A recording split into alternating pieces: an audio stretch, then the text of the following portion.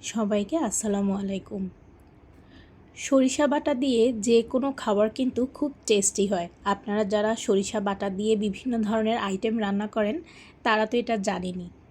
চলেন আজকে আপনাদেরকে ঢ্যাঁড়স দিয়ে আর সরিষা বাটা দিয়ে অন্যরকম একটা রেসিপি দেখাই। আমার ঢ্যাঁড়সগুলা খুব একটা বড় না, তাই আমি ঢ্যাঁড়সগুলা গোটা গোটা করে কেটে নিয়েছি। তবে আপনারা চাইলে ছোট করেও কেটে নিতে পারেন, কোনো সমস্যা হবে না।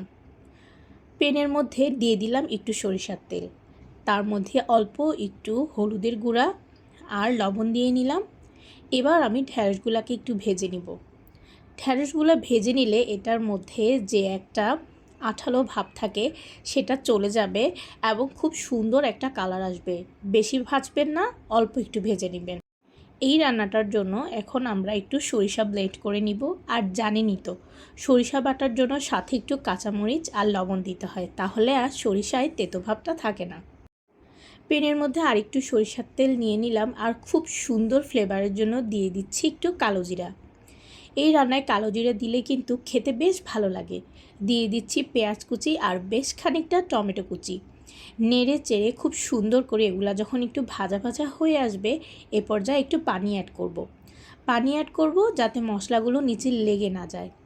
এবার আমি দিয়ে দিচ্ছি জিরা গুঁড়া, হলুদের গুঁড়া, মরিচের গুঁড়া, লবণ আর সরিষা বাটা।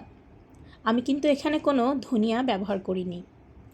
ঝোলগুলা যখন একটু কষানো হয়ে যাবে, এ পর্যায়ে আমি ঢ্যাঁড়সগুলো দিয়ে নিব। নেড়ে চেড়ে আপনি যেমন ঝোল খেতে পছন্দ করেন এবং যতটুকু নরম ঢ্যাঁড়স খেতে পছন্দ করেন সেই হিসেবে আপনারা রান্নাটা শেষ করবেন। আপনারা যদি চান রান্নার এ পর্যায়ে কিন্তু আরও কাঁচামরিচ অ্যাড করতে পারেন। আমরা বাসায় ঝাল একটু কম খাই, সেজন্য আমি এখানে আর কাঁচামরিচ অ্যাড করিনি। আপনারা করতে পারেন। সবাই ভালো থাকবেন। আসসালামু আলাইকুম।